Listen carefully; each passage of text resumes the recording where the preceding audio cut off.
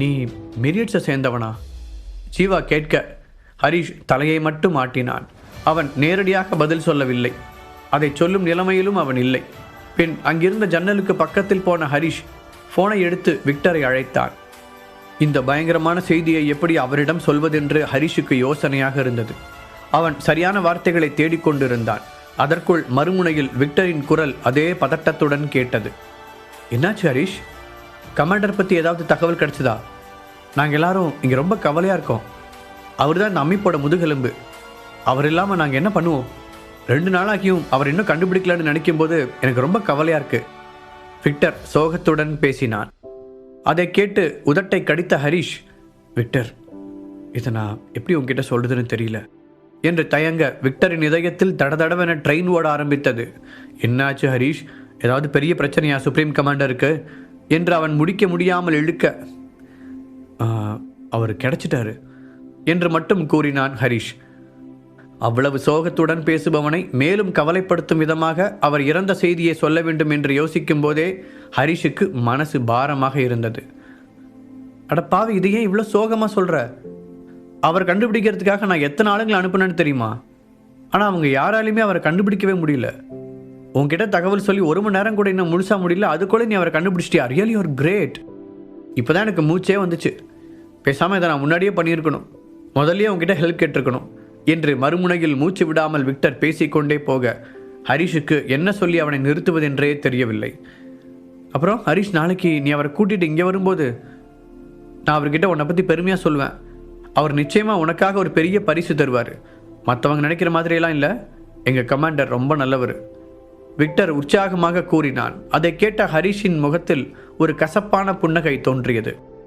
Victor, நான் இன்னும் முழுசாக சொல்லி முடிக்கல. ஹரிஷ் குறுக்கிட, ஓ சாரி, சுப்ரீம் கமாண்டர் கிடச்சிட்டாருங்கிறத விட பெரிய சந்தோஷம் வேறு எதுவுமே இல்லை. அந்த எக்ஸைட்மெண்ட்டில் தான் நீ சொன்னதை நான் சரியாக கவனிக்கல. சரி, இப்போ சொல்லு. விக்டர் கேட்க, ஹெர்பலிஸ்ட் சொசைட்டி அப்புறம் டாப் 10 ஆர்கனைசேஷன் 2 பேரும் சேர்ந்து சுப்ரீம் கமாண்டரை கடுமையாக தாக்கியிருக்காங்க. அதில் அவர் என ஹரிஷ் வாக்கியத்தை முடிக்க முடியாமல் தடுமாற, சொல்லு ஹரிஷ், அவருக்கு என்ன என்று கேட்டான் விக்டர். இப்போதுதான் அவன் ஹரிஷின் குரலில் இருந்த மாற்றத்தை உணர்ந்தான். அவனுடைய உடம்பில் ஒரு நடுக்கம் பரவ ஆரம்பித்தது. அப்படி மட்டும் இருக்கக்கூடாது, அவருக்கு எதுவும் ஆயிருக்காது. அவர் ரொம்ப சக்தி வாய்ந்தவர், அவரை யாராலும் எதுவும் பண்ண முடியாது என்று விக்டர் தனக்குள்ளே சொல்லி கொண்டிருக்கும் போதே, சாரி விக்டர், என்னை மன்னிச்சிரு. என்னால் சரியான நேரத்தில் கண்டுபிடிச்சு அவரை காப்பாற்ற முடியல. சில நிமிஷங்களுக்கு முன்னாடி அவர் இறந்துட்டார். ஹரிஷ் ஒரு வழியாக உண்மையை போட்டு உடைத்தான். இதை தாங்கிக் கொள்வது விக்டருக்கு கஷ்டமாகத்தான் இருக்கும் என்பது ஹரிஷுக்கு தெரியும். அதனால் பொறுமையாக காத்திருந்தான். திடீரென விக்டர் சத்தமாக அழும் சத்தம் கேட்டது. ஹரிஷ், நீ என்கிட்ட விளையாட்டுக்கு தானே சொல்கிற? கமாண்டர் உன் கூட தான் இருக்காரு.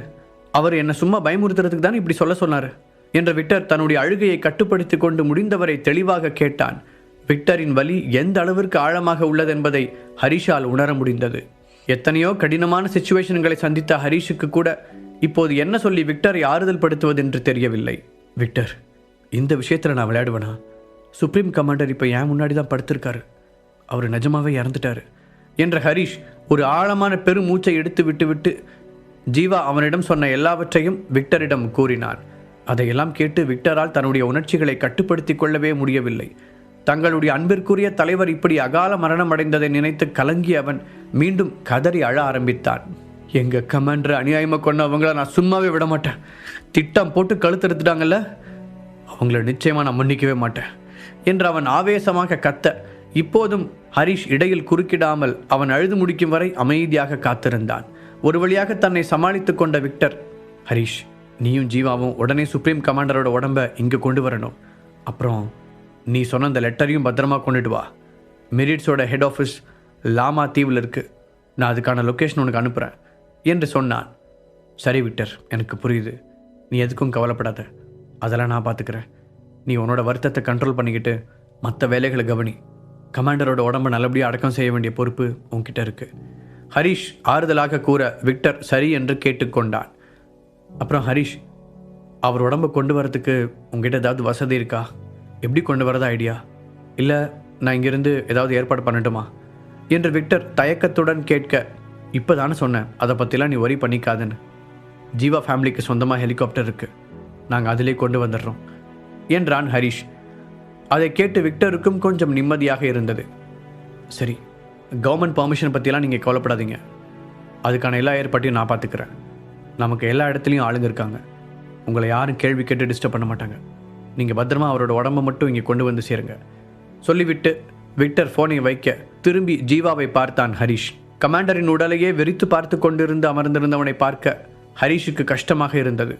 ஒரு நல்லவரின் சாவை கண்முன்னால் பார்த்தவருடைய மனநிலை எப்படி இருக்கும் என்பதை ஹரிஷாலும் புரிந்து கொள்ள முடிந்தது.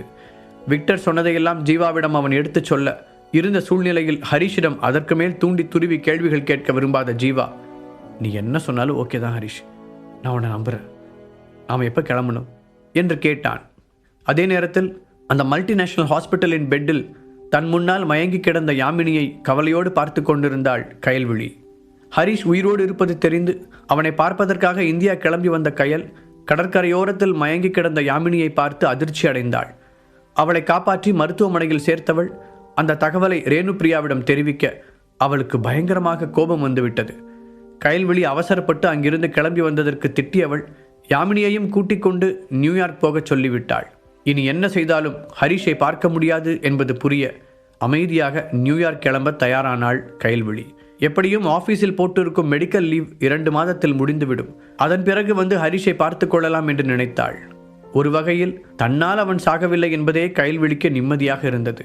மறுபக்கம் இங்கே ஜீவாவின் வீட்டில் ஹரிஷும் ஜீவாவும் சேர்ந்து கமாண்டரின் உடலை ஒரு சவப்பெட்டியில் முறையாக வைத்தனர். அதன் பிறகு ஹரிஷ் சொன்னது போலவே ஜீவாவின் ஹெலிகாப்டரை எடுத்துக்கொண்டு லாமா தீவை நோக்கி விரைந்தனர். இந்திய பெருங்கடலின் மத்தியில் இருந்த லாமா தீவை பற்றி அவர்கள் சில வதந்திகளை கேள்விப்பட்டிருந்தார்கள். இப்போதுதான் முதல் முறையாக அங்கே போகும் சந்தர்ப்பம் வாய்த்திருக்கிறது. தனியாருக்கு சொந்தமான அந்த தீவை பணக்காரர்கள் தங்களுடைய ஓய்வுக்காக பயன்படுத்தி வந்தார்கள். அந்த தீவு மிரியட்ஸின் கட்டுப்பாட்டில் இருப்பது ஹரிஷுக்கே இப்போதுதான் தெரியும். ஹெலிகாப்டரில் பறக்கும்போது கீழே இருந்த கடலும் இயற்கை காட்சிகளும் கண்ணை கவரும் வகையில்தான் இருந்தது. ஆனால் இப்போது இருந்த சூழ்நிலையில் அதை ரசிக்கும் மனநிலையில் அவர்கள் இல்லை. சில மணி நேரங்களுக்கு பிறகு கடற்கரைக்கு அருகில் இருந்த புல்வெளியில் லொகேஷன் காண்பிக்க அங்கே தரையிறங்கினார்கள். அவர்கள் இருவரும் ஹெலிகாப்டரில் இருந்து இறங்கியவுடன் நூற்றுக்கணக்கான மக்கள் ஒரே மாதிரியான கருப்பு உடையில் வரிசையாக நிற்பதை பார்த்தார்கள். தங்களுடைய கமாண்டரின் உடலை கடைசியாக ஒரு முறை பார்ப்பதற்காக அவர்கள் ரொம்ப நேரமாக காத்திருக்கிறார்கள் என்பது ஹரிஷுக்கு புரிந்தது. சுப்ரீம் கமாண்டர் இறந்தது பற்றிய செய்தி மிரியட்ஸ்களுக்கு இடையில் மிக வேகமாக பரவியது. அங்கிருந்த எல்லோரின் முகங்களிலும் ஒரு தாங்க முடியாத சோகம் அப்பி இருந்தது. அவர்கள் அருகில் வந்த ஒருவர், நீங்கள் 2 பேரும் தானே ஹரிஷ் அப்புறம் ஜீவா என்று மரியாதையாக கேட்க இருவரும் ஆமாம் என்று தலையசைத்தார்கள். நீங்கள் வருவீங்கன்னு எங்களோட டெப்டி லீடர் சொல்லியிருந்தார், நான் உங்களுக்காக தான் வெயிட் பண்ணிக்கிட்டு இருக்கேன்.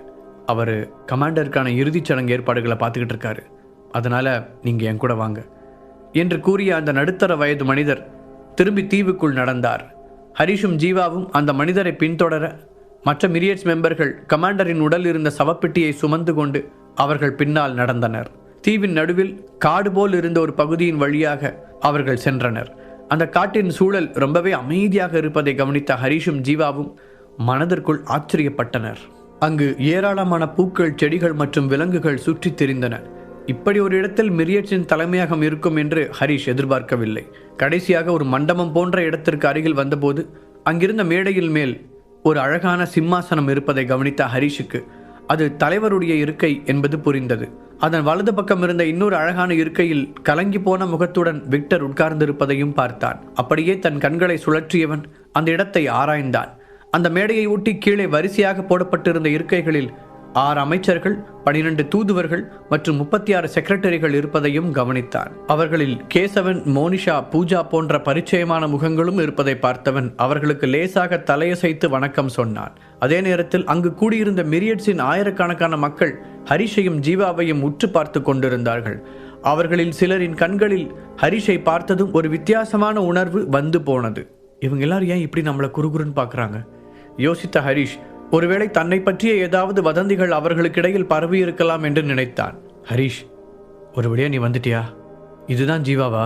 வணக்கம் ஜீவா, உங்களை இந்த மாதிரி ஒரு சூழ்நிலையில் சந்திக்க வேண்டியதாயிடுச்சு என்று சொல்லியபடி வேகமாக இறங்கி வந்த விக்டர் அவர்கள் இருவரையும் அணைத்து கொண்டான். நான் சொன்ன மாதிரி கமாண்டரை இங்கே கொண்டு வந்துட்டேன் விக்டர், இப்போ நீ தான் ரொம்ப தைரியமாக இருக்கணும் ஆறுதலாக சொன்ன ஹரிஷ் விக்டரின் தோளில் தட்டி கொடுத்தான். அதற்குள் கமாண்டரின் உடல் இருந்த சவப்பெட்டி அங்கு வந்துவிட அதை ஒரு பெரிய பளிங்கு மேடையில் இறக்கி வைக்க சொன்ன விக்டர் வேகமாக அதை நெருங்கி சவப்பெட்டியின் மூடியை திறந்தான். கமாண்டரின் உடல் இருந்த நிலைமையை பார்த்தவுடன் விக்டரின் முகம் வெளிரிப்போய் கண்ணீர் ஆறாக பெருகியது. அவன் உடல் குலுங்கியது. அப்படியே ஒற்றை காலில் மண்டியிட்டு அந்த உடலை வணங்கினான். அவனைத் தொடர்ந்து அங்கிருந்த ஆயிரக்கணக்கான மக்களும் அதேபோல ஒற்றை காலில் மண்டியிட்டு தங்களுடைய கமாண்டருக்கு மரியாதை செலுத்தினார்கள். ஏறக்குறைய அரை மணி நேரத்திற்கு மேலாக அவர்கள் அழுது கொண்டே இருக்க ஒரு அழகான பெண் விக்டரின் அருகில் சென்று அவனை தட்டி எழுப்பினாள். ஏங்க, நீங்களே இப்படி உடஞ்சு போனா என்ன பண்ண முடியும்? நீங்கள் தான் இப்போ மற்றவங்களுக்கு தைரியம் சொல்லணும். நம்ம கமாண்டர் நம்மளை விட்டுட்டு போனாலும் அவரோட நினைப்பு மொத்தமும் இங்கே தான் இருக்கும் என்று அழுது கொண்டே அவனை கட்டி அணைத்து ஆறுதல் சொன்னாள் அந்த பெண். அவளுடைய பெயர் கீதாஞ்சலி, விக்டரின் காதல் மனைவி. உனக்கே தெரியும்ல கீது, கமாண்டர் என்ன அவரோட சொந்த தம்பி மாதிரி தான் நடத்தினார். அவர் இல்லாமல் நான் இந்த நிலைமைக்கு வந்திருக்கவே முடியாது. கடைசி வரைக்கும் அவர் கூட நான் துணையாக இருக்கணும்னு சொன்னார். ஆனால் அவர் ஏன் என்னை இப்படி பாதியோடு விட்டுட்டு போனார்? அவர் இல்லாமல் இனி நான் எப்படி இருப்பேன்?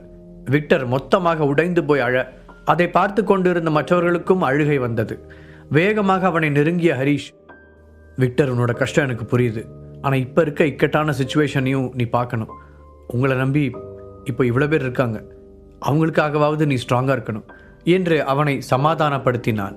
அதற்குள் அங்கிருந்த மற்ற முக்கியமான ஆட்களும் விக்டரோடு சேர்ந்து கமாண்டரின் உடலுக்கு மரியாதை செலுத்தினார்கள். ஒரு வழியாக விக்டரின் அழுகை நிற்க அப்போது ஜீவாவை பார்த்த ஹரிஷ் கமாண்டர் கொடுத்த லெட்டரை விக்டரிடம் கொடுக்க சொன்னான். விக்டர், தைரியமா இருங்க. கமாண்டர் உங்கள் மேலெல்லாம் ரொம்ப நம்பிக்கை வச்சிருக்காரு. அவர் சாகிறதுக்கு முன்னாடி இதை உங்ககிட்ட கொடுக்க சொன்னார். இதில் அடுத்த சுப்ரீம் கமாண்டர் யாருங்கிறத பற்றி எழுதியிருக்கிறதா சொன்னார் என்று சீல் வைக்கப்பட்டிருந்த அந்த கடிதத்தை விக்டரிடம் கொடுத்தான் ஜீவா. ஒரே நொடியில் எல்லோருடைய கவனமும் அந்த லெட்டரின் மீது குவிந்தது. அடுத்த கமாண்டர் யாராக இருக்கும் என்பதை தெரிந்து கொள்ளும் ஆர்வம் அவர்கள் எல்லோருடைய கண்களிலும் மின்னியது. சிலரின் கண்களில் மட்டும் ஒரு அதீத பேராசை தெரிந்தது. அந்த லெட்டரை அப்படியே அங்கிருந்த கேசவனிடம் கொடுத்த விக்டர், இதில் என்ன இருக்குன்னு படிங்க தாத்தா. கமாண்டர் உங்கள் மேலெல்லாம் ரொம்ப நம்பிக்கை வச்சிருக்காரு. அவர் சாகிறதுக்கு முன்னாடி இதை உங்ககிட்ட கொடுக்க சொன்னார். இதில் அடுத்த சுப்ரீம் கமாண்டர் யாருங்கிறத பற்றி எழுதியிருக்கிறதா சொன்னார் என்று சீல் வைக்கப்பட்டிருந்த அந்த கடிதத்தை விக்டரிடம் கொடுத்தான் ஜீவா. ஒரே நொடியில் எல்லோருடைய கவனமும் அந்த லெட்டரின் மீது குவிந்தது. அடுத்த கமாண்டர் யாராக இருக்கும் என்பதை தெரிந்து கொள்ளும் ஆர்வம் அவர்கள் எல்லோருடைய கண்களிலும் மின்னியது. சிலரின் கண்களில் மட்டும் ஒரு அதீத பேராசை தெரிந்தது. அந்த லெட்டரை அப்படியே அங்கிருந்த கேசவனிடம் கொடுத்த விக்டர், இதில் என்ன இருக்குன்னு படிங்க தாத்தா. இப்போ இருக்கிற மனநிலையில் என்னால் முடியாது என்றான். அவனை அணைத்து ஆறுதல் படுத்திவிட்டு அந்த லெட்டரை வாங்கிய கேசவன் சத்தமாக படித்தார். மெரிட்ஸோட சுப்ரீம் கமாண்டரானா என் சுய நினைவோடு இந்த லெட்டர் எழுதுகிறேன். துரதிருஷ்டவசமாக ஹெர்பலிஸ்ட் சொசைட்டி அப்புறம் டாப் 10 ஆர்கனைசேஷன் ரெண்டும் சேர்ந்து கடுமையாக தாக்குனதில் நான் ரொம்ப அதிகமாக காயப்பட்டிருக்கேன். நான் எவ்வளவோ போராடி பார்த்தும் என்னால் அவங்க கிட்ட இருந்து தப்பிக்க முடியல. இதுக்கு மேலே நான் உயிர் பழப்பேங்கிற நம்பிக்கை எனக்கு இல்லை. அதனால தான் கொஞ்சம் நல்ல சுய நினைவில் இருக்கும்போதே என்னோடய ஃபைனல் ஆர்டர்ஸை மிரியட்ஸ் மெம்பர்ஸ் கிட்ட சொல்கிறதுக்காக இந்த லெட்டரை எழுதுகிறேன். முதல்ல உங்களுக்கெல்லாம் நான் சொல்ல விரும்புகிற விஷயம், நம்மளை சுற்றி ஏதோ ஒரு சதி நடக்குது. எல்லா சைடில் இருந்தும் நம்மளை தாக்கி அட்டாக் பண்ணுறாங்க. அதனால் இப்போது நம்ம அமைப்பு ரொம்பவே ஆபத்தில் இருக்குங்கிறத நீங்கள் எல்லோரும் புரிஞ்சுக்கணும். ரொம்ப சீக்கிரத்திலேயே ஒரு பெரிய போர் வரப்போகுதுன்னு எனக்கு உறுதியாக தோணுது. இதை மனசில் வச்சுக்கிட்டு நீங்கள் எல்லாரும் உங்களை வலிமையாக தயார்படுத்திக்கோங்க. தொடர்ந்து உங்களோட சக்தியை வளர்த்துக்கோங்க. ஏன்னா எப்போ போர் வந்தாலும் நீங்கள் ரத்தம் சிந்துறதுக்கு தயாராக இருக்கணும். மிரியட்ஸோட கட்டமைக்கப்பட்ட பாரம்பரியத்தை நிலைநிறுத்தி நீதிக்காகவும் நியாயத்துக்காகவும் போராடுங்க. எந்த சூழ்நிலையிலையும் நீங்கள் உங்கள் முயற்சியை கைவிட்டு சரணடைஞ்சிடக்கூடாது. அப்போ தான் என் ஆத்மா சாந்தி அடையும். ரெண்டாவது, இனிமேல் மிரியட்ஸ் அமைப்பு ஹெர்பலிஸ்ட் சொசைட்டி கூட எந்த ஒரு தொடர்பையும் வச்சுக்க கூடாது. நான் இறந்ததுக்கப்புறம் இந்த விஷயத்தை நீங்கள் எல்லாருமே நல்லா ஞாபகம் வச்சுக்கணும். அவங்களோட நோக்கம் ஏதோ ஒரு வகையில் ரொம்ப தப்பானதாக இருக்குது. அதனால தான் நம்ம எல்லாரையும் தாக்கி குறி வச்சு அழிக்கிறாங்க. அதனால் யார்கிட்டையும் ஏமாந்துடாதீங்க. புத்திசாலித்தனமாக நடந்துக்கோங்க. எனக்கு அப்புறம் இன்னொரு இறப்பு மிரியட்ஸில் நடக்கக்கூடாது. கடைசியாக நீங்கள் எல்லாருமே எதிர்பார்த்துக்கிட்டு இருக்கிற அந்த விஷயம், எனக்கு அடுத்த சுப்ரீம் கமாண்டர் யாருங்கிறது தானே என்ற வரியை கேசவன் படிக்க நிறைய பேருடைய முதுகு நேராக நிமிர்ந்தது. படிப்பதை நிறுத்திவிட்டு அங்கிருந்த எல்லோரையும் ஒரு முறை பார்த்த கேசவன் மீண்டும் அந்த லெட்டரை வாசிக்க ஆரம்பித்தார். அதில் சந்தேகமே வேண்டாம், நம்மளோட துணைத் தலைவர் விக்டர் தான் அதுக்கு தகுதியான ஆள். அவர் நிச்சயம் ஒரு நல்ல திறமையான தலைவராக இருப்பார்னு நான் நம்புகிறேன். அவர் ரொம்ப புத்திசாலி மட்டும் இல்லை, லட்சியங்களும் நிறைஞ்சவர். அதனால் நான் இறந்த பிறகு அவர் அந்த தலைவர் பதவியை ஏற்பார். மிரியட்ஸோட மெம்பர்ஸான நீங்கள் எல்லாரும் எனக்கு கொடுத்த அதே மரியாதையை அவருக்கும் கொடுக்கணும். அவர் சொல்கிற ஆர்டருக்கு கீழ்ப்படிஞ்சு நடக்கணும்னு கேட்டுக்கிறேன். நீங்கள் எல்லாரும் ரொம்ப நல்ல சந்தோஷமாக இருக்கணும். அது மட்டும்தான் என்னோட ஒரே ஆசை என்று அந்த கடிதம் முடிந்திருக்க விக்டர் அப்படியே கால் மடங்கி உட்கார்ந்தான். சுப்ரீம் கமாண்டர், நீங்கள் ஒன்றும் கவலைப்பட வேண்டாம். நான் நிச்சயமாக உங்களோட கட்டளையை ஏற்றுக்கிட்டு நம்மளோட மக்களை நல்லபடியாக வழிநடத்துவேன். உங்களோட ஆசீர்வாதம் மட்டும் எங்களுக்கு எப்பவும் வேணும் என்று அந்த சவப்பெட்டியின் மீது முகத்தை வைத்து அழுதபடி சொன்னவனை ஹரீஷும் ஜீவாவும் தாங்கி பிடித்தார்கள். நாங்கள் உங்களை மறக்கவே மாட்டோம் சுப்ரீம் கமாண்டர். மக்கள் அனைவரும் ஒரே நேரத்தில் சத்தமிட கீதாஞ்சலி தன்னுடைய கணவன் எழ உதவினாள். அப்போது திடீரென கேசவனும் இன்னொரு முதியவரும் கூட்டத்திலிருந்து முன்னால் வந்து, நாம் ஒரு நாள் கூட தலைவர் இல்லாமல் இருக்கக்கூடாது. நம்ம கமாண்டரோட ஆர்டர் படி விக்டரை அடுத்த கமாண்டரை ஏற்றுக்கிட்டு வாழ்த்துவோம் என்று அறிவித்தார்கள். ஆமாம், அப்படியே நம்ம கமாண்டரை கொன்னவங்களையும் சும்மா விடக்கூடாது, அவங்கள பழிவாங்கியே தீரணும் என்று சில மெம்பர்கள் ஆத்திரத்தோடு கூற எல்லோரும் அதை ஆமோதித்தார்கள். கூட்டத்தில் இருந்த பெரும்பான்மையானோர் விக்டரை அடுத்த தலைவராக ஏற்றுக்கொள்வதாக கூறி தலைவணங்கி ஒப்புதல் தெரிவித்தனர். அப்போது திடீரென, நாங்கள் இதை ஏற்றுக்க மாட்டோம் என்று ஒரு குரல் வர அதை கேட்டு எல்லோரும் அதிர்ச்சியுடன் திரும்பி பார்த்தனர். அங்கு மிரியட்ஸின் 12 தூதர்களில் 3 மட்டும் முகத்தில் வெறுப்போடு நின்று கொண்டிருந்தனர். கமாண்டர் எதுக்காக இப்படி ஒரு முடிவெடுக்கணும்? எந்த விதத்தில் நம்ம எல்லாரையும் விட இந்த விக்டர் பெரிய ஆளை தெரிஞ்சிட்டாரு? எனக்கு இந்த முடிவில் சுத்தமாக விருப்பம் இல்லை. நம்ம சிவம் சாருக்கு அப்புறம் தலைவராக ஆகிற தகுதி இந்த விக்டருக்கு சுத்தமாக கிடையாது என்று கூட்டத்தில் இருந்த பலரும் மாறி மாறி பேசிக்கொண்டனர். அப்போது எல்லாரும் கொஞ்சம் அமைதியா இருங்க. நாம் எல்லாருக்கும் இப்போ இருக்கிறது ஒரே ஒப்பீனியன், விக்டர் தலைவராக ஆகக்கூடாது. அதை தெளிவாக பேசி எப்படியாவது விக்டர் இந்த பொறுப்பில் இருந்து நம்ம வெளியே எடுத்தே ஆகணும் என்று அந்த கூட்டத்திற்கு தலைமை தாங்க முன்னால் வந்து நின்றாள் 12 தூதர்களில் ஒருவரான சுரேகா. அதெல்லாம் சரி, ஆனால் சார் தான் தெளிவாக சொல்லிட்டு போயிட்டார்ல, இதில் இனிமேல் நம்ம பண்ணுறதுக்கு என்ன இருக்கு? இப்போ புலம்பிட்டு இருக்க வேண்டியதுதான் என்று இன்னொருவர் கூற அனைவர் முகத்திலும் அதே எண்ணம் தான் ஓடிக்கொண்டிருந்தது. சிவம் இருக்கும் பொழுது விக்டரை முக்கியமான பொறுப்பில் அமர்த்தி இருந்தது கூட அங்கிருந்த யாருக்கும் பிடிக்கவில்லை. ஆனால் அப்போது சிவத்தின் மீது இருந்த மரியாதையின் காரணமாக வேறு வழியில்லாமல் அவர் எடுத்த முடிவுக்கு சம்மதம் தெரிவித்துக் கொண்டிருந்தனர். ஆனால் இப்போது அப்படி இல்லையே. அவரே இல்லாத பொழுது அவரை நினைத்து பயப்பட என்ன இருக்கிறது என்று துணிந்துதான் இவ்வாறெல்லாம் பேசிக் கொண்டிருந்தனர். அப்படிலாம் நாம் எதுவும் பேசாம பொறுத்துட்டு இருக்கணும்னு அவசியம் இல்லை. நம்மளும் இந்த குழுவில் முக்கியமான ஆட்கள் தான். நம்மளோட கருத்தை தெரிவிக்க நமக்கு எல்லா உரிமையும் இருக்கு என்று சொன்ன சுரேகா முன்னால் சென்று தலைமை பொறுப்பில் இருக்கும் கேசவன் மற்றும் சிலரிடம் அனைத்தையும் கூறினாள். அதை கேட்டவர்கள், நீங்க எல்லாரும் என்ன நினைச்சுக்கிட்டு இருக்கீங்க? என்னதான் இப்போ நம்மளோட தலைவரே உயிரோடு இல்லைனாலும் அவருக்கான மரியாதையை நாம கொடுத்துதான் ஆகணும். அவரோட பேச்சை மீறி நடக்கலான்னு நீங்க எல்லாரும் முடிவு பண்ணிட்டீங்களா? இது கொஞ்சம் கூட சரியில்லை என்று பொறுப்பில் இருக்கும் ஒருவர் சொல்ல, கேசவனும், ஆமா, நீங்க எல்லாரும் எந்த தைரியத்தில் இப்படி வந்து பேசிட்டு இருக்கீங்க? தலைவர் எடுத்த முடிவை மீறதுக்கு உங்க யாருக்கும் உரிமை இல்லைன்னு தெரியாதா என்று தானும் கேட்க அனைத்திற்கும் துணிந்திருந்த சுரேகா, இங்க பாருங்க கேசவன், எங்க யாருக்குமே தலைவர் எடுத்த முடிவை மீறி நடக்கணும்னோ அவரை அவமானப்படுத்தணும்னோ எண்ணம் கிடையாது. ஆனா அதே நேரம் விக்டர் சாமுவேல் மாதிரி ஒரு ஆள் தலைவராகிறத எங்களால் ஏற்றுக்க முடியாது. என்ன இருந்தாலும் நாங்களும் இந்த கூட்டத்தில் ஒரு ஆள். அப்படி இருக்கும்பொழுது எங்களோட கருத்தையும் கேட்கணும்னு தானே நாங்கள் சொல்கிறோம். நீங்களே சொல்லுங்க, இவருக்கு என்ன தகுதி இருக்குன்னு இவரை அடுத்த தலைவராக்கணும்னு நீங்கள் சொல்கிறீங்க? சிவம் சார் இறந்து போகிறதுக்கு முன்னாடி இவரை தலைவராக்குங்க அப்படின்னு சொல்லிட்டா அந்த ஒரே காரணத்துக்காக நாம் எல்லாரையும் விட இவர் பெரிய ஆள், இவரை தலைவராக்கணும்னு எந்த அவசியமும் கிடையாது. அது மட்டும் இல்லாமல் இவரை தலைவராக்கினா நிறைய பேரோட அதிருப்தியை நீங்கள் சம்பாதிக்க வேண்டியிருக்கும் என்று அனைவரின் குரலாய் தனி ஆளாய் பேசினாள் சுரேகா. தகுதி இல்லைன்னு எதை பற்றி சொல்கிறீங்க? நீங்கள் என்ன தகுதி வேணும்னு நீங்கள் விருப்பப்படுறீங்கன்னு சொன்னீங்கன்னா அதை பற்றி பேசலாம் என்று கேசவன் கைகளை கட்டிக்கொண்டு கேட்க, இது என்ன சார் கேள்வி? இவரால் சண்டை போட்டு என்னையே ஜெயிக்க முடியாது. அப்படி இருக்கும்போது இப்படிப்பட்ட ஒருத்தரை எப்படி நம்ம தலைவராக வச்சுக்க முடியும்?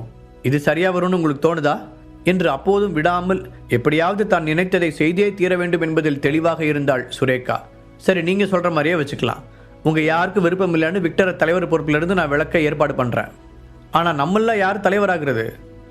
விக்டருக்கு தகுதி இல்லைன்னா யாருக்கு தகுதி இருக்குன்னு நீங்கள் நினைக்கிறீங்க? உங்களில் ஒருத்தர் தலைவராகணும்னு நீங்கள் முடிவு பண்ணியிருக்கீங்களா? அதுக்காக தான் இப்படி கூட்டமாக சேர்ந்து பிரச்சனை பண்ணுறீங்களா? நான் இதை உங்கள் முகத்துக்கு நேராகவே சொல்கிறேன். அவருக்கு தகுதி இல்லைன்னு சொல்கிற தகுதி கூட உங்கள் யாருக்குமே கிடையாது. இது வரைக்கும் நீங்கள் மிரியட்ஸ்க்கு என்ன பண்ணியிருக்கீங்கன்னு நீங்களே யோசிச்சு பாருங்க. அதுக்கப்புறம் இதெல்லாம் பேசலாம் என்று கேசவன் முகத்திற்கு நேராகவே அவர்களின் கோரிக்கையை ஏற்றுக்கொள்ளப்படாது என்று தெரிவித்தார். மிஸ்டர் கேசவன், என்ன பேசுகிறோன்னு தெரிஞ்சு பேசுங்க. நீங்கள் எங்களை அவமானப்படுத்துறீங்க, அது உங்களுக்கு தெரியுதா என்று நேருக்கு நேராக தகுதியில்லை என்று கூறியதில் கடுப்பான சுரேகா கேட்க, இங்கே பாருங்க, நீங்கள் அவருக்கு தகுதி இல்லைன்னு சொன்னது தப்பில்லைன்னா நான் சொன்னதுலேயும் தப்பு இல்லை. யாரையும் அவமானப்படுத்தணும்னு இங்கே இருக்கிற யாருக்கும் விருப்பம் இல்லை. நாங்கள் சிவம் சார் என்ன சொன்னாரோ அதை பண்ணுறோம். நீங்கள் எல்லாரும் தான் வேணும்னே புதுசாக ஒரு பிரச்சனையை உருவாக்கி கொண்டு வந்து அதை பற்றி பேசிகிட்டு இருக்கீங்க. பிரச்சனை பண்ணுறவங்க கிட்ட அதுக்கேற்ற மாதிரி தான் பேசணும். அதான் இப்போ நான் பண்ணிக்கிட்டு இருக்கேன். அப்புறம் என்ன சொன்னீங்க? உடல் அளவில் பெரிய வீரனாக இருந்தால் மட்டும்தான் தலைவராக இருக்கணும்னு அவசியம் கிடையாது. ஒரு மொத்த குழுவையும் வழிநடத்துறதுக்கு புத்திசாலித்தனமும் பிரச்சனை நேரத்தில் எப்படி சிந்திக்கணுங்கிற அறிவும் இருந்தாலே ஒரு மொத்த குழுவையும் திறம்பட வழிநடத்த முடியும். எனக்கு தெரிஞ்சு தலைவர் நிச்சயம் இந்த ஒரே காரணத்துக்காக தான் விக்டரை தேர்வு செஞ்சிருப்பாரு. நாங்கள் எல்லாரும் அப்படிதான் நம்புகிறோம் என்று கேசவன் எவ்வளவு தெளிவாக விளக்கம் சொன்னாலும், இங்கே பாருங்க கேசவன் சார், நாங்கள் ஒன்றும் இவர் ஊரையே ஜெயிக்கிற வீரனாக இருக்கணும்னு கேட்கல. ஆனால் குறைஞ்சபட்சம் பலம் இருக்கிற ஒரு ஆளாவது இருக்கணும்ல. அப்படி இல்லைன்னா தலைவரை யார் மதிப்பா? கொஞ்சம் கூட வீரம் இல்லாத ஒருத்தரை தலைவராக இருந்தா நம்ம மிரியட்ஸ் மான மரியாதைலாம் என்ன ஆகுறது என்று மீண்டும் மீண்டும் அதையே சுற்றி வர தலையில் கை வைத்து தேய்த்து கொண்டே அவளை பார்த்த கேசவன், சரி நீங்கள் சொல்றதெல்லாம் புரியுது, இப்போ அதுக்கு என்ன பண்ணணும்? என்ன பண்ணால் நீங்கள் பிரச்சனை பண்ணாமல் அமைதியாக இருப்பீங்க என்று கடுப்பாக கேட்டார். நாங்கள் ஒன்றும் பெருசாக எதுவும் சொல்லலை. அவர் என் கூட சண்டை போட்டு ஜெயிக்க சொல்லுங்கள். அவரால் என்னை ஜெயிக்க முடியும்னு சொன்னால் அப்போ அவருக்கு என்னை விட தகுதி அதிகமாக இருக்குன்னு நானே ஒத்துக்கிறேன். அவர் தலைவராகிறதுக்கும் நான் சம்மதிக்கிறேன் என்ற நிபந்தனையை தூக்கி முன்னாடி வைக்க கொதித்து போய் அவளை பார்த்தார் கேசவன். என்ன நினச்சி பேசிகிட்டு இருக்கீங்க? எந்த இடத்துல நின்று என்ன பேசுகிறோன்னு யோசிச்சு பேசுங்க. என்ன இருந்தாலும் இப்போ அவர் தலைவராக போகிறவர். அவர்கிட்ட வந்து என் கூட நேருக்கு நேரம் சண்டை போடுங்கன்னு கூப்பிட்றீங்க. இதெல்லாம் நல்லாவா இருக்கு? கொஞ்ச நேரத்துக்கு முன்னாடி மான மரியாதை ஏதோ பேசுனீங்களே, இந்த விஷயம் வெளியே தெரிஞ்சால் மட்டும் மிரியட்ஸுக்கு ரொம்ப கௌரவமாக இருக்குமோ என்று கேட்க, மன்னிக்கணும் கேசவன், இன்னும் அவர் தலைவர் ஆகலை. அதுக்கு அவருக்கு தகுதி இருக்கா இல்லையாங்கிறதான் இப்போ பிரச்சனையே. அவர் என் கூட வந்து சண்டை போட்டு என்னை ஜெயிச்சிட்டாருன்னா அவரை தலைவராக ஏற்றுக்கிறதுக்கு எனக்கு எந்த பிரச்சனையும் இல்லை. அப்படி இல்லைன்னா என்னால் இதை ஏற்றுக்க முடியாது. நான் தோற்று போயிட்டா அவர் காலில் விழுந்து இவ்வளோ நேரம் நான் பேசினதுக்கெல்லாம் மன்னிப்பு கேட்குறேன். ஆனால் என்னையவே ஜெயிக்க முடியாத ஒருத்தரை நீங்கள் தலைவராக்க போகிறீங்கன்றதை என்னால் எக்காரணத்து கொண்டும் அனுமதிக்கவே முடியாது என்று மிரியட்ஸை அவள் ஒருத்தி மட்டும்தான் தூக்கி நிறுத்துவது போல பிடிவாதமாக சொன்னாள். சொன்னதோடு நிற்காமல் ஓரமாக நின்று தனக்கும் நடக்கும் எதற்கும் சம்பந்தமில்லை என்பது போல நின்று கொண்டிருக்கும் விக்டரை நோக்கி மெதுவாக நகர ஆரம்பித்தாள் சுரேகா. அனைவருமே என்ன செய்வதென்று தெரியாமல் அவளை பார்த்தனர். அவளையும் விக்டரையும் சண்டையிட வைத்தால் நிச்சயம் அவள் வெற்றி பெறத்தான் வாய்ப்பு அதிகம் என்று கேசவனுக்கு நன்றாக தெரியும். ஆனால் எக்காரணத்தை கொண்டும் சிவம் கொடுத்துவிட்டு சென்ற வாக்குறுதியை மீறி இன்னொருவரை அவர்களால் தலைவராக்க முடியாது. அப்படியெனில் சுரேகாவிடம் தோற்றுப்போன ஒருவரை எப்படி தலைவராக்குவது? அது எவ்வளவு பெரிய அவப்பெயராக மாறிவிடும் என்று தங்களுக்குள் ஏதோ யோசித்து கொண்டு அவளை தடுக்க முயற்சி செய்ய, அவளோ அதற்குள், உங்களுக்கு தலைவராகணுமா? அதுக்கு தகுதி இருக்கான பார்த்துருவோமா என்று விக்டர் சாமுவேலிடம் சண்டைக்கு தயாராகி நின்றவள் கண்ணிமைக்கும் நேரத்தில் அவர் முகத்தில் ஓங்கி குத்தினாள். அவரும் இதை சிறிதும் எதிர்பார்த்திருக்கவில்லை. அவர்களை நெருங்கியிருந்த கேசவனும் விக்டர் மீது அடிவிழாமல் அவரை பின்னால் இழுக்க முயற்சி செய்திருந்தார். ஆனால் அவை அனைத்தும் பிரயோஜனமில்லாத முயற்சிகளாகவே ஆனது. மூக்கில் அடிபட்டதால் விக்டருக்கு ரத்தம் சிறிதாய் வெளியேற ஆரம்பித்திருக்க அனைவருமே அதிர்ச்சியுடன் அவரை பார்த்தனர். ஆனால் சுரேகா ஒரு வெற்றி பெருமிதத்துடன் அவரை திமிருடன் பார்த்து வைத்தாள். ஆனால் அந்த பார்வையெல்லாம் ஒரே நொடிதான். அடுத்த நொடியே அவள் முகத்தில் ஓங்கி ஒரு குத்து விழ நிற்க முடியாமல் பின்னால் நகர்ந்தவள் அப்படியே கீழே விழுந்தாள். எவ்வளவு தைரியம் இருந்தால் என் கண்ணு முன்னாடியே என் நண்பன் மேலே கை வைப்ப, உன்னை இன்னைக்கு நான் சும்மா விட மாட்டேன் என்று முகத்தில் ரௌத்ரம் தெறிக்க அவளை அடிக்க பாய்ந்தான் ஹரீஷ். அவனை சிறிதும் அங்கு எதிர்பார்க்காத சுரேகா, நீ எதுக்கடா இதில் தேவையில்லாமல் தலையிடுற? உனக்கும் என் கையால் சாகணுமா? நீ என்ன சும்மா விடுறது? உன்னை நான் இன்னைக்கு சும்மா விட மாட்டேன் என்று எழுந்து நின்றவள் அவனை முறைத்ததோடு அவனிடம் சண்டையிட அவனை நோக்கி வந்தாள். தனக்கு ரத்தம் வருவதை கூட பொருட்படுத்தாது, ஹரீஷ் சும்மாரு என்று அவனை தடுக்க முயற்சி செய்தான் விக்டர். எங்கே தனக்காக பேச போய் அவனுக்கும் அடிபட்டு விடுமோ என்ற பயம் அவனுக்கு. நீ சுமார் விக்டர், இவளுக்கு சரியான பாடத்தை நான் கற்றுக் கொடுக்குறேன் என்று சீறிக்கொண்டு நின்றான் ஹரீஷ். அதற்குள் காலை சுழற்றி கொண்டு ஹரீஷ் முகத்தில் எட்டி உதைக்க முயன்றாள் சுரேகா. ஒரே நொடியில் அதை புரிந்து கொண்டவன் அவள் காலை பிடித்து தான் அதை ஒரு சுழற்றி சுழற்றி அவளை தள்ளிவிட்டு இருக்க கீழே விழுந்தவளால் அதற்கு மேல் எழுந்திருக்கவே முடியவில்லை. அங்கிருந்த மற்றவர்களுடன் சேர்ந்து விக்டருக்குமே ஹரீஷின் திறமையை பார்த்து ஆச்சரியமாக இருந்தது. அவன் எங்கே அடிபட்டு விடுவானோ என்ற பயத்தில் தானே தடுக்க நினைத்தான். ஆனால் ஹரீஷ் அவளையே அடித்து விட்டானே, அப்படியெனில் அவன் எப்பேற்பட்ட பலசாலியாக இருக்க வேண்டும் என அங்கிருந்து அனைவரும் யோசித்துக் கொண்டிருக்க விக்டர் அருகே வந்த ஹரீஷ் அவன் முகத்தை தனது கைக்குட்டை கொண்டு துடைத்துக் கொண்டே, எதுக்கும் பயப்படாத விக்டர். முழு கதையையும் கேட்டு மகிழ பாக்கெட் FM ஆப்பை டவுன்லோட் செய்யுங்கள். லிங்க் டிஸ்கிரிப்ஷனில் கொடுக்கப்பட்டுள்ளது.